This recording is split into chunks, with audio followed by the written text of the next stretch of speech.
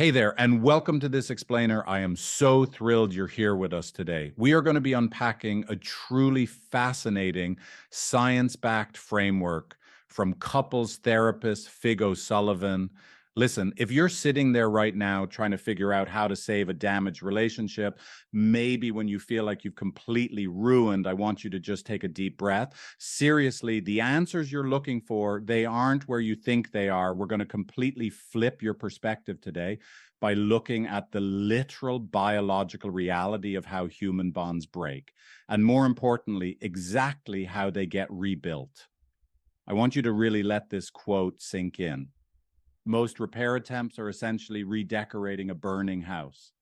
It's such a powerful metaphor, right? Because if you've been desperately trying to fix things with endless apologies or grand gestures or these logical promises to change, you're probably feeling exhausted and honestly so confused as to why none of it is landing. Well, it's totally valid to feel that desperation, but this burning house metaphor perfectly explains why your attempts are failing. You're using cognitive logical tools to decorate the living room while your partner's nervous system is quite literally on fire. Okay, let's dive into this. Here's our roadmap for today. First up, the biology of broken trust. Second, apologies versus proof of work. Third, the biological repair protocol. Fourth, pursuers and withdrawers. And finally, the true timeline of healing. Having this structure is going to give us a nice predictable path as we navigate some pretty heavy concepts. Let's kick things off with section 1, the biology of broken trust. We really have to start with a hard biological truth drawn directly from the source material. Relational damage, whether we're talking about a massive betrayal, like an affair, or just years of slow emotional neglect, it registers in a part of the brain called the anterior cingulate cortex. And here's the kicker. That is the exact same region that processes physical pain. To your partner's biology, a broken bond is a literal physical survival threat. Just look at these dueling brain systems. On one side, you've got the amygdala, that's the brain's threat center, and right now, it is screaming danger. It's constantly scanning for threats, every text message, every look, every sigh. Then on the other side, you have the prefrontal cortex. That's the logic center. But because of the trauma, it's partially offline. It literally cannot process your logic right now. This completely explains why your partner might literally flinch when you walk into the room. The amygdala is running the entire show and basically blocking out the logical prefrontal cortex, which brings us to the absolute core paradigm shift of this entire explainer. Read this with me. A broken relationship is not an emotional problem. It is a biological one. Wow, that changes everything, doesn't it? If you're delivering this carefully worded, perfectly logical apology to a limbic system that is currently blaring alarm bells, you're essentially lecturing a drowning person on proper swimming techniques. They don't need a lecture on backstroke right now. They need you to just pull them to shore. And this brilliantly illustrates our next topic, section 2, apologies versus proof of work. To really get the mechanics of repair, let's look at a fun economic analogy, the fiat apology. So in the real economy, fiat currency only has value because a government says it does, right? There's no physical gold actually backing it up. Well, a fiat apology works the exact same way. It's like printing emotional currency, saying, I'm sorry, or I love you over and over again without the backing of any tangible behavior change. And just like in the real world, what happens when you print too much unbacked money? Massive inflation. Each I'm sorry actually becomes worth less and less until eventually your apology feels like an insult to your partner. Their nervous system keeps a very strict biological ledger, and it absolutely does not accept empty promissory notes.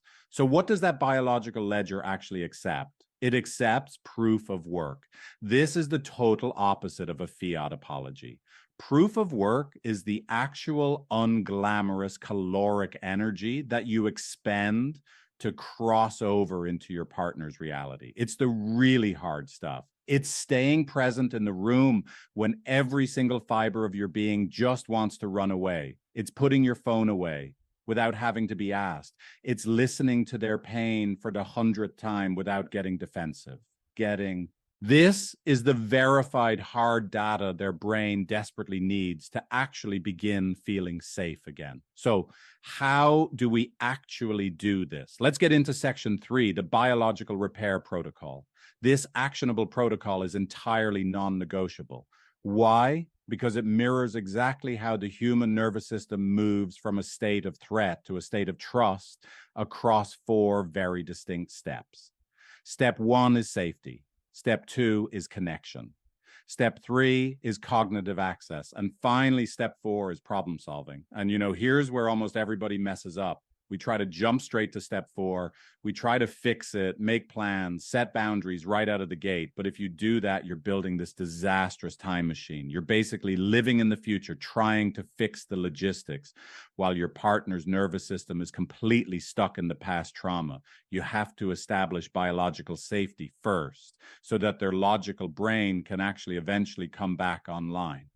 To help you nail that step 1 safety, the source provides a really brilliant tool. It's called the RAVE method, and it only takes about 90 seconds. Reflect, accept, validate, explore. Now, I don't want you to think of this as some clever communication hack. No, this is a direct biological intervention. When your partner is panicking, you reflect what you hear. You accept the reality without arguing. You validate that their reaction totally makes sense, and you explore what they need. You are literally using your physical presence to shift their autonomic nervous system right out of fight or flight and into rest and connect. Now, let's talk about why things get so tangled up in section 4, pursuers and withdrawers. This right here is the attachment variable, and it explains exactly why even our most well-intentioned repair attempts completely backfire. We constantly try to soothe our partners using our own wiring instead of understanding what their specific nervous system actually needs. So let's contrast the 2 primary protective strategies. On one side, we have the pursuer. When the bond is threatened, they move toward the threat, because they have this terrifying fear of abandonment. They demand, they criticize, they escalate. Now, on the other side, we have the withdrawer. They move away from the threat out of a deep, deep fear of failure and shame. They just shut down and retreat. A pursuer desperately needs demonstrated reassurance and active engagement, but a withdrawer, they need simplified pathways and absolute safety from being shamed. So what happens when you put a pursuer and a withdrawer together in a crisis? You get this incredibly destructive pursue-withdraw cycle. It's a loop. The pursuer pushes harder, which obviously causes the withdrawer to retreat further, which then panics the pursuer even more. Breaking this cycle is literally the work of a lifetime. Pursuers have to do the completely counter-instinctual work of softening their approach, which to their nervous system feels like just accepting abandonment. And withdrawers, they must stay and engage, which to them feels like voluntarily walking into a burning fire. It requires enormous, incredible courage from both partners to genuinely heal each other, which brings us to our final stretch, section 5, the true timeline of healing. All right, let's do a quick reality check and answer the one desperate question every single couple asks. How long is this going to take? 18 to 36, that is the number of months clinical research suggests it takes to genuinely recover from a major relational rupture, like an affair. I know. That is a jarring number to hear, but we really need to set realistic expectations right now. The road ahead is grueling. It takes immense patience, and trust me, it is entirely nonlinear. We can actually map this out visually across 3 phases of trust rebuilding. Months 1 to 6, that's phase 1, survival. You are just weathering the emotional storms. Months 6 to 18 are phase 2, understanding. This is where the deep, heavy therapeutic work really happens. And then 18 months and beyond is phase 3, integration. Seeing this visually really demonstrates that healing is a multi-year journey And remember, trauma memories are stored with their full emotional charge. A random smell or a song might pop up and catapult your partner right back to day one. That's not a setback, okay? That is literally just the amygdala doing its job. So, the crucial point to take away from all this is right here. The hurt will always be a feature in your relationship. Comforting each other is the missing experience.